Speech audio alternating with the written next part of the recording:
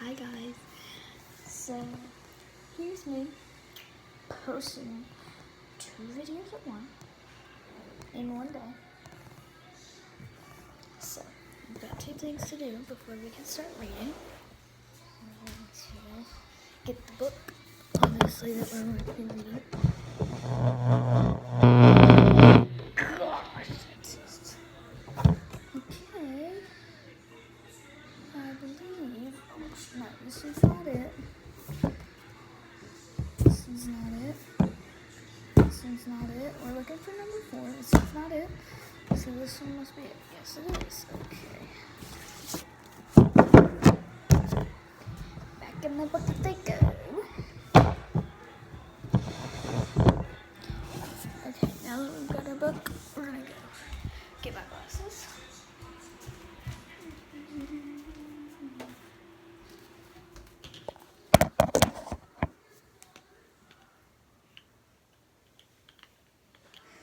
I need to get your guys' answers on this question. Would you like me to start doing ASMR? Okay, now that we're back where we started. Get that lamp out of the... Okay, now that we're back where we started, as you can see, backpacks in the background because we were supposed to go to school. No one. I'm making a YouTube video. I know. It's bad. It's bad. That's on your video. I'm really sorry. Oh, you're fine. I'm going to give it to your daddy. Nobody sees it except... Are you okay?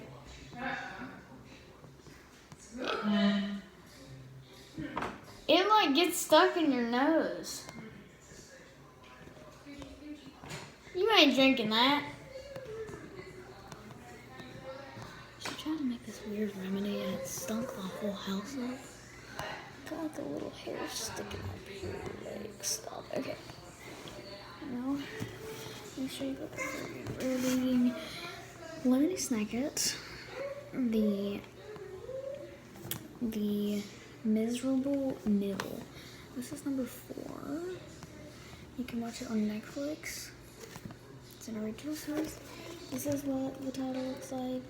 It's a series of unfortunate events because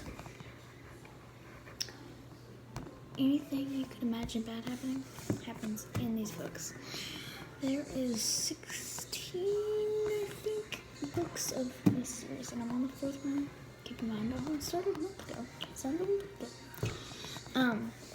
Anyway.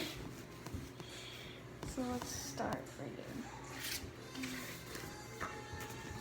Write your name in it. Lila Schmitz. Okay.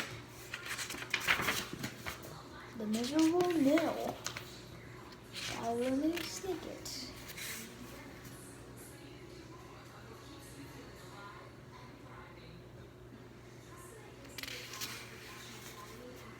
Okay, here is the first illustration.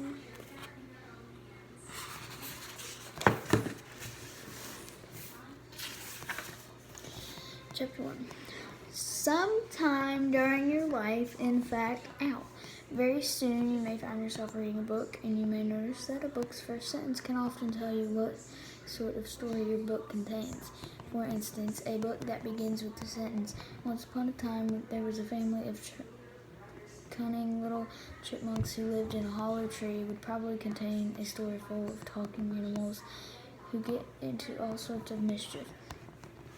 A book that began with the sentence, "Emily sat down and looked at the stack of blueberry pancakes her mother had prepared for her, but she was too nervous about Camp Timber Tops to eat a bite," would probably contain a story full of giggly girls who have a grand old time. and a book that began with the sentence, Gary smelled the leather of his brand new catcher's mitt and waited impatiently for his best friend Larry to come around the corner, would probably contain a story full of sweaty boys who win some sort of trophy. And if you like mischief, high grade on time, or trophies, you would know which book to read, and you could throw the rest of them away. But this book begins with the sentence, the bottler orphans looked out the grimy window of the train and gazed at the gloomy blackness of the Snicket forest, wondering if their lives would ever get any better. And you should be able to tell that the story follows will be very different from the story of Gary or Emily or the family of cunning little chipmunks. And this is for the simple reason that she lives of Violet, Claus, and Sunny Bottler are very different from most people's lives, with the main difference being the amount of unhappiness, horror, and despair. The three children have no time to get into all sorts of mischief because misery follows them wherever they go. They have not had a grand old time since their parents died in a terrible fire, and the only trophy that they would win would be some sort of first prize for wretchedness. It is atrociously unfair, of course, that the bottlers have so many troubles, and that is the way the story goes. So now that I've told you that the first sentence will be, the bottler orphans looked out the grimy window of the train and gazed at the gloomy blackness of the Snicket forest, wondering if their lives would ever get any better. If you wish to avoid an unpleasant story, you had best put this book down. The bottler orphans looked out the grimy window of the train and gazed at the gloomy blackness of the Snicket forest, wondering if their lives would ever get any better. An announcement over a crackly loudspeaker had just told them that in a few minutes they would arrive in the town of Paltryville, where their new caretaker lived, and they couldn't help wondering who in the world would want to live in such dark and eerie countryside. Violet, who was 14 and the eldest bottler, looked out at the trees of the forest, which were very tall and had practically no branches, so they looked almost like metal pipes instead of trees. Violet was an inventor, and she was always designing machines and devices in her head, with her hair tied up in a ribbon to help her think. And as she gazed out at the trees, she began to work on a mechanism that would allow you to climb to the top of any tree, even if it were completely bare. Claus, who was 12, looked down at the forest floor, which was covered in brown, patchy moss. Claus liked to read more than anything else, and he tried to remember what he had read about Paltryville mosses and whether any of them were edible. And Sunny, who was just an infant, looked out at the smoky gray sky that hung over the forest like a damp sweater. Sunny had 4 sharp teeth, and biting things with them was what interested her most, and she was eager to see what there was available to bite in the area. But even as Violet began planning her invention, and Claus thought of his moss research, and Sunny opened and closed her mouth as pre-biting exercise, the Snicket forest looked so uninspiring that they couldn't help wondering if their new home would really be a pleasant one. "What a lovely forest," Mr. Poe remarked, and coughed into a white handkerchief. Mr. Poe was a banker who had been in charge of managing the bottler affairs since the fire, and I must tell you that he was not doing a very good job. His 2 main duties were finding the orphans a good home and protecting the enormous fortune that the children's parents had left behind. And so far, each home had been a catastrophe, a word which here means an utter disaster involving tragedy, deception, and Count Olaf. Count Olaf was a terrible man who wanted the bottler fortune for himself, and tried everything he could think of to steal it. Time after time, he had become very close to succeeding, and time after time, the bottler orphans had revealed his plan. and time after time he had escaped, and all Mr. Poe had ever done was cough. Now he was accompanying the children to Poultryville, and it pains me to tell you that once again Count Olaf would appear with yet another disgusting scheme, and that Mr. Poe would once again fail to do anything even remotely helpful. "What a lovely forest," Mr. Poe said again when he was done coughing. "I think you children will have a good home here. I hope you do, anyway, because I've just received a promotion at Mulctuary Money Management. I'm now the vice president in charge of coins, and from now on I will be busier than ever. If anything goes wrong with you here, I will have to send you to boarding school until I have time to find you another home. So please be on your best behavior." "Of course, Mr. Poe," Violet said, not adding that she and her siblings had always been on their best behavior, but it hadn't done. Listen to this. "Of course, Mr. Poe," Violet said, not adding that she and her siblings had always been on their best behavior, but that it hadn't done them any good. "What is our new caretaker's name?" Claus asked. "You haven't told us." Mr. Poe took a piece of paper out of his pocket and squinted at it. "His name is I can't pronounce it. It's very long and complicated." "Can I see?" Claus asked. "Maybe I can figure out how to pronounce it." No, Mr. Poe said, putting the paper away. If it's too complicated for an adult, it's much too complicated for a child." "Dand!" Sonny shrieked. Like many infants, Sonny spoke mostly in sounds that were often difficult to translate. This time she probably meant something like, "But Claus reads many complicated books." "He'll tell you what to call him," Mr. Poe continued, as if Sonny had not spoken. "You'll find him at the main office of the Lucky Smells lumber mill, which I'm told is a short walk from the train station." "Aren't you coming with us?" Violet asked. "No," Mr. Poe said, and coughed into his handkerchief. "The train only stops at Poultryville once a day, so if I got off the train I would have to stay overnight, and I'd miss another day at the bank. I'm just dropping you off here and heading right back into the city." The Bottler orphans looked worriedly out the window. They weren't very happy about just being dropped off in a strange place, as if they were pizza being delivered instead of 3 children all alone in the world. "What if Count Olaf shows up?" Claus asked quietly.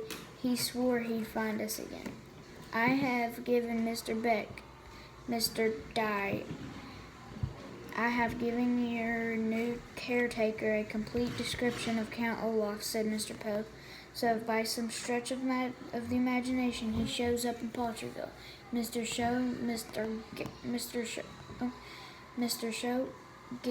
Gick will notify the authorities." "But Count Olaf is always in disguise," Violet pointed out. "It's often difficult to recognize him.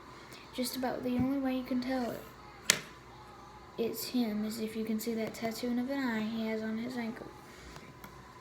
"I included the tattoo in my description," Mr. Poe said impatiently. "But what about Count Olaf's assistants?" Claus asked. "He usually brings at least one of them with him to help out with his treachery. I have described all of them to the owner of the mill," Mr. Poe said, holding a finger up as he counted off Olaf's horrible associates. "The hook-handed man, the bald man with the long nose, 2 women with white powder all over their faces, and that rather chubby one who looks like neither a man nor a woman. Your new guardian is aware of them all, and if there's any problem, remember you can always contact me or any of my associates at Mulctuary Money Management." "Casca," Sonny said glumly. She probably meant something like, "That's not very reassuring." But nobody heard her over the sound of a train whistle as they arrived at Poultryville station. "Here we are," Mr. Poe said, and before the children knew it, they were standing in the station, watching the train pull away into the dark trees of a finnet forest. The clattering noise of the train engine got softer and softer as the train raced out of sight, and soon the 3 siblings were all alone indeed. Well, Violet said, picking up the small bag that contained the children's few clothes. Well, let's find the Lucky Smells lumber mill.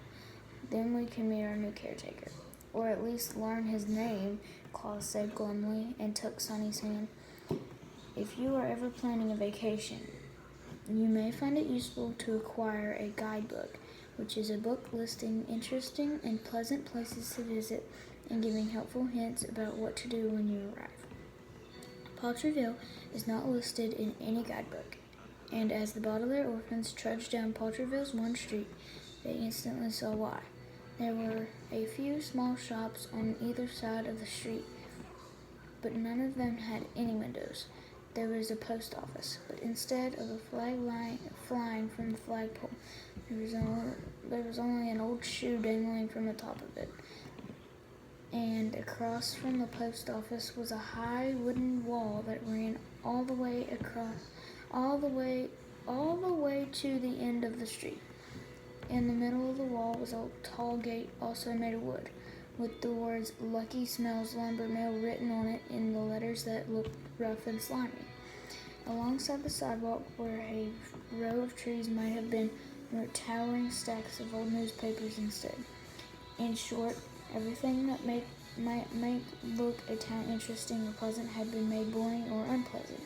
And if Paltryville had been listed in a guidebook, the only helpful hint about what to do when you got there would be leave.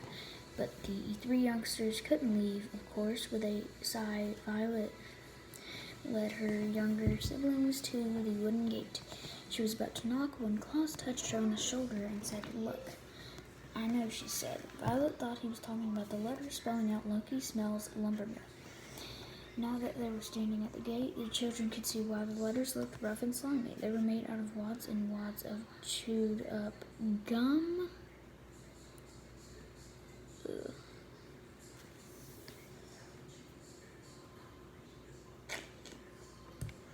Just stuck on the gate in the shapes of letters. Other than a sign I once saw that beware, in letters made of dead monkeys. The Lucky Smells lumber mill sign was the most disgusting sign on earth, and Violet thought her brother was pointing that out.